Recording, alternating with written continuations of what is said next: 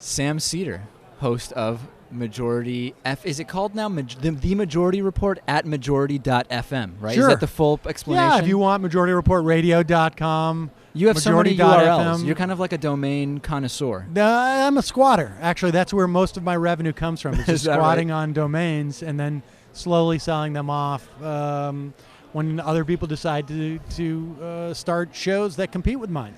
Well, Sam came to me today, and he told me he's incredibly depressed. And It's true. Mostly, well, in this particular case, it's because of the state of electoral politics in this country, isn't it? Yeah. I mean, it's not so much. I'm not depressed at the state of electoral politics. I'm depressed by electoral politics. And there's a little bit of a difference because I am increasingly skeptical as to how much, at least in a broad general sense, how much the Democrats are worth voting for.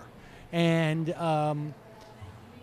I haven't gone full, I haven't crossed a certain threshold where I would say that they're not, but I am increasingly skeptical. Well, see, I get emails from self-described real progressives very angry with me that I would make any comparison on my program where President Obama is portrayed more positively than Romney. For example, when we talk about positions on any particular issue or what Romney said he would do versus what Obama did or whatever, true progressives say to me, Obama's not really better than Romney. And I say, on a lot of issues, that's true. But on the ones individually where I think there is a difference to discuss, I don't think I'm doing anything wrong by just simply pointing out that there is a difference. But yeah, I agree with you. Kill list, drones, people don't like that with Obama.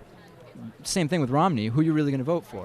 Oh, no, I think Romney's horrible. But that's not really the debate in my mind. I mean, look, I really feel strongly that the preponderance of the evidence right now would suggest that during the lame duck session or afterwards, depending upon the makeup of the House and the Senate, but maybe regardless of the makeup of the House and the Senate, President Obama is really going to continue to pursue his grand bargain.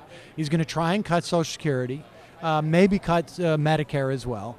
I think that he has been pursuing an austerity agenda. It's changed rhetorically in the past 6 months because of the election, maybe the last 8 months because of the election, but essentially has pursued an austerity agenda which has trickled down to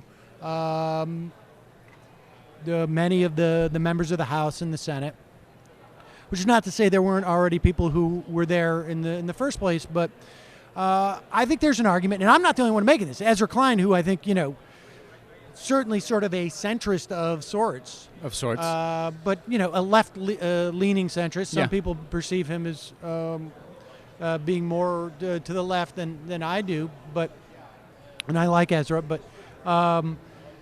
he made a case that from a Keynesian perspective, Mitt Romney may be the better choice. In other words, I mean, look,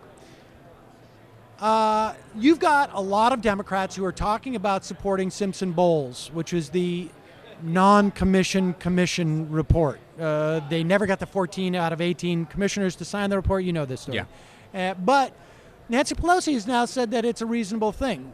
We are now relying on a radicalized Republican Tea Party caucus to prevent the Democrats from cutting Social Security by not signing on to a deal that includes revenue. Yeah, okay, and not only that. Now, if Romney was president, there's a good argument that all the Democrats would line up against the idea of cutting Social Security, just like they did when George Bush attacked it. Well, we're seeing the reverse a little bit, too, where even Nancy Pelosi said she'd be into considering some tax cuts down, for people making up to $1 million, right? Not making above $1 million, but she said the opposite. Pelosi has come out saying that she wants to see the Bush tax cuts, the extension end on people making $1 million or more only. Right, exactly. Meaning she would maintain it for those making $980,000 a year, which to a lot of people is a lot of money. I mean, 340 something thousand gets you into the top 1%. So you're talking 3 times, well into the 1%. The revenue, you lose half the revenue from the extension of the tax cuts. And yes, so she is moving in the wrong direction. Exactly. So that's, one argument that I think is sort of from a short-term perspective. There are other things that I think Romney could do that are far more damaging, and certainly our experience under George Bush was enough to dissuade me to this notion that it would be better if we had Romney, particularly the Supreme Court. But there is a compelling argument that Democrats are prepared to sell out Social Security. And, part of the reason why they're able to do that is because you still have about 70% of the Democratic Party who, if you do criticize President Obama, will hear none of it. And it is, in some ways, their lack of capacity to both pull the lever for President Obama and be critical of him, which is enabling the worst parts of President Obama to prevail. Okay, so let's say Obama gets reelected, just for a second here.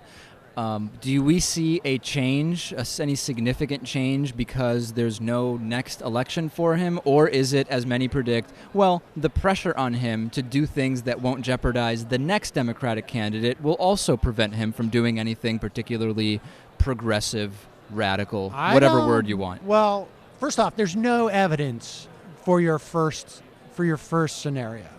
There is no evidence that there is a real Obama that has been waiting for his second term to be progressive. There's simply no evidence to that effect. No, or maybe not to be progressive, but the idea that once you've got the re-election done, you do something different. Maybe it wouldn't be more progressive. Maybe it'd be less progressive. I have no idea. Barney Frank, in his interview with New York Magazine, mentioned that when the second bite at TARP came up for a vote, that Hank Paulson had told Barney Frank, I will sign on to the idea of, instead of bailing out the banks directly, we bail out the mortgage holders, which would have had the impact of bailing out the banks, but it would have also simultaneously bailed out people who are facing foreclosure. Right. Payments directly to them. Paulson said, Bush has signed off on this. The only other person we need to sign off on it is Obama. And Obama didn't do it. You cannot make the argument that he was prevented from doing so by Republican opposition when everybody who had opposed to it said, we'll sign off to it. There is decision after decision after decision which provide far more evidence that he's not going to be any different in a second term than he was in the first term. There may be some things that, and we can see where he's been obstructed by the Republicans. Yeah. But I can also see that he's been obstructed by the Republicans for cutting Social Security. So it cuts both ways. Right. I also don't even accept your second scenario. That the reason Let's reject them all, one by one. I'm doing that right now. Okay. The second one, that he's not doing something for political reasons. I think ideologically speaking, he is... this is where he's at. This is who he is. And I don't think that's evil, and I don't think it's as bad as Mitt Romney, because he doesn't have the same pressures that Mitt Romney has. Right. And I think that his Supreme Court picks would be better, which is why, at the end of the day, I would probably vote for Obama because of the Supreme Court. Yeah, probably. I mean, it gets harder and harder. Would you consider just not voting for either of them? No. You're not into that? Look, I'm going to vote for...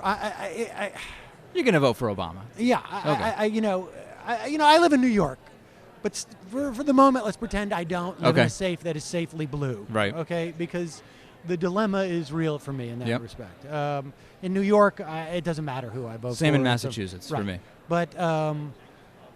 and when I talk about this, I'm talking about it as something that I'm dealing with on my show on a daily basis and sort of having an ongoing conversation with my listeners about this. And it's there's a real problem. I also think that for the building of a progressive movement, I disagree with those who think it's better to have a Romney situation because we went through it with Bush, and because I actually think that the lines of where people stand are clearer when the baseline is a Democratic president.